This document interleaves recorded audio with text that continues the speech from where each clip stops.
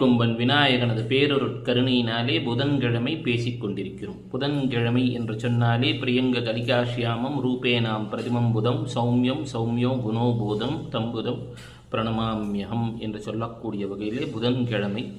இன்று சந்திரன் சஞ்சாரம் செய்யக்கூடிய நட்சத்திரம் ஹஸ்தம். ஹஸ்தத்தை தாண்டி மாலை நேரத்திலே சித்திரையை தாண்டும் என்பதெல்லாம் இதெல்லாம் கன்னிராசியுடன் தொடர்புடையவை தான். அப்போ இந்த கன்னிராசி என்று சொல்லக்கூடியது விவஸ்வானாதித்யன் என்று சொல்லக்கூடியவரின் ஆளுமைக்குட்பட்டது, பிருகு மகரிஷியின் ஆளுமைக்குட்பட்டது. இன்று நாம் தசாபுத்தியை பற்றி பேசப் போகிறோம். ஏனென்று சொன்னால் புதன் என்றாலே ஜோதிடத்துடன் சம்பந்தப்பட்டது. 27 நட்சத்திரங்கள் உண்டு என்றும் 27 நட்சத்திரங்களுடன் 9 கிரகங்களுடன் தொடர்புடையவை. உதாரணமாக நாம் எடுத்துக்கொண்டோம் என்று சொன்னால் 12 ராசிகள்.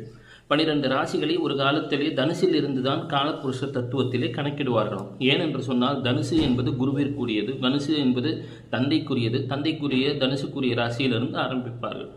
அப்பொழுது தனுசு என்று சொல்லக்கூடியது தனுசு, அடுத்ததாக வரக்கூடிய மகரம், கும்பம், மீனம், இவை நான்கும் நமக்கு சத்துவகுணம், அதாவது பொறுமையின் தத்துவத்தை விளக்கக்கூடியது. அடுத்ததாக இருக்கக்கூடிய 4 ராசிகள் என்று சொல்லக்கூடியது மேஷம், ரிஷபம் மற்றும் மிதுனம், அடுத்ததாக கடகம். இவை நான்குமே உங்களுக்கு ரஜோகுணம் என்று சொல்லக்கூடிய ஒரு அரசனுக்குரிய அந்த தேடல் உடைய ராசிகள். மீண்டும் வருகின்றோம். நமக்கு சிம்மம், சிம்மப்புண்ணுக்கு அடுத்ததாக வரக்கூடியது நமது கன்னி, கன்னிக்கு பிறகு துலாம், துலாமுக்கு பிறகு வரக்கூடியதான ராசியானது விருச்சிகம். இவை தமோ குணம். தமோ குணம் என்றால் அமைதியாக இருக்கக்கூடிய குணம் என்று கூட கொள்ளலாம். அரசன் ஒரு பதவியில் இருக்கின்றான் என்றால் அந்த பதவி வந்ததற்கு பிறகு பொதுவாக அமைதி என்பது வந்துவிடும். இந்த 12 ராசிகள், இதை 4 பிரிக்கிறோம். இந்த 4 ராசிகளுக்குள் 4 கட்டத்துக்குள் 9 கிரகங்கள் இருக்கும். அப்போ எப்படின்னா ஒரு ராசி கட்டத்துக்குள்ளே 2.5 டிவைட் பண்ணுறோம். அப்போது 2.5 டிவைட் பண்ணால் கரெக்டாக 9 வரா மாதிரி. ஒரு நட்சத்திரம் என்பது 13.2, அதாவது 13 degrees 20 seconds அப்படின்வாங்க. இந்த 13.2 என்பதை 3ஆல் பெருக்கினால் 30 பாகைன்னு வரும். 30 பாகை ஒரு ராசி கட்டம். மொத்தம் கூட்டினால் 360 பாகைன்னு வரும். இதில் 27 நட்சத்திரங்கள் இருக்கின்றன. அஸ்வினி, மகம், மூலம், கேது ஓடிய நட்சத்திரம். மீண்டும் வரக்கூடியதான அபபரணி, பூரம், பூராடம் என்பது சுக்கிரனின் நட்சத்திரம். கிருத்திகை, உத்திரம், உத்திராடம் என்பது சூரியனின் நட்சத்திரம். மீண்டும் வருகிறது ரோஹிணி, ஹஸ்தம், திருவோணம் என்பது சந்திரனின் நட்சத்திரம். மிருகசீஷம், சித்திரை, அவிட்டம் என்பது செவ்வாயின் ஆளுமைக்குட்பட்ட நட்சத்திரம். மீண்டும் வருகிறோம் சதயம், இங்கிருந்து ஆரம்பிப்போம். திருவாதிரை, சுவாதி, சதயம், இது 3ம் ராகுவுக்கு உட்பட்ட நட்சத்திரம். மீண்டும் வருகிறோம். என்ன? புனர்பூசம், விசாகம் மற்றும் பூரட்டாதி, இவை குருவின் ஆளுமைக்குட்பட்டது. மீண்டும் வருகிறோம். நமது பூசம் பிரகஸ்பதியின் ஜனன நட்சத்திரம், சனீஸ்வரரது நட்சத்திரம். பூசம், அனுஷம் மற்றும் உத்திரட்டாதி, இவை சனீஸ்வரரின் ஆளுமைக்கு உட்பட்டது. மீண்டும் ஒரு சுழற்சியிலே வருகிறோம். என்னென்னா கடைசியாக இருக்கக்கூடியது last but not the least என்பதை போல அவிட்டம். அவிட்டம் செவ்வாய் நட்சத்திரம். இதில் ஆயில்யத்தில் ஆரம்பிப்போம். ஆயில்யம், கேட்டை, ரேவதி, 3ம் நம்ம புதனுக்குரிய நட்சத்திரம். புதன்கிழமைன்றதுனால புதனை கொஞ்சம் தடுமாற வைக்கக்கூடிய தன்மை. வருடத்திற்கு 4 முறை வக்கரமாகக்கூடியவர் தற்பொழுது வக்கிர கதியிலே சென்று கொண்டிருப்பதால் புதனை பற்றி பேசும்போது சில தடுமாற்றங்களையும் உண்டு செய்வது இயல்பே. அப்போ ஒவ்வொரு ராசிக்கும் இந்த நட்சத்திரங்கள் சொன்னோம் இல்லையா?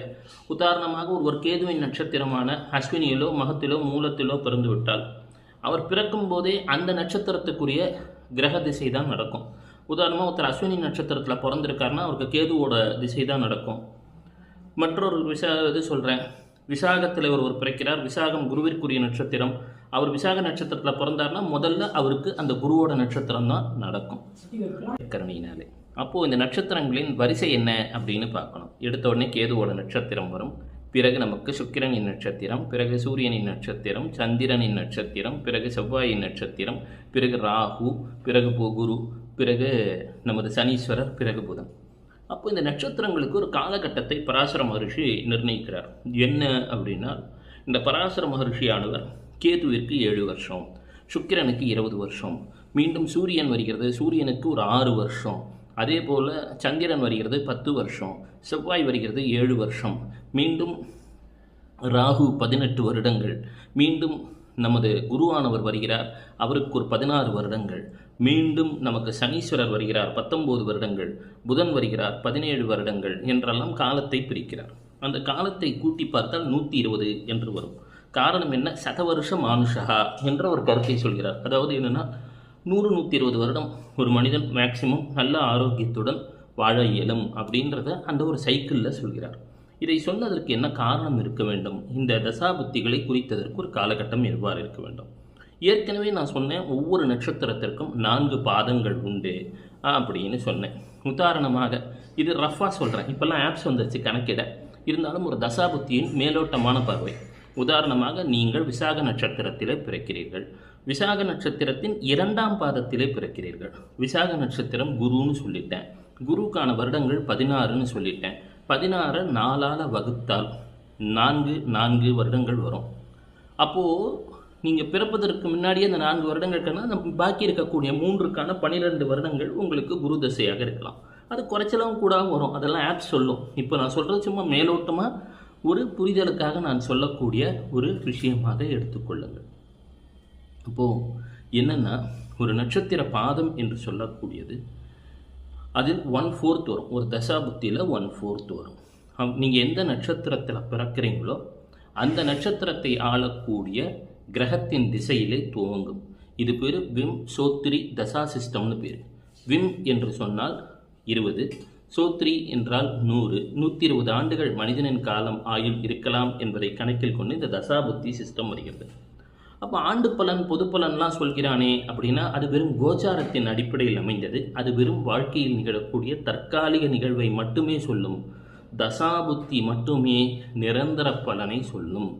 கோச்சாரம் என்பது ஊர்காயை போல, தசாபுத்தி என்பதுதான் முழுமையான உணவாக நாம் கருத்தில் கொள்ள வேண்டும்.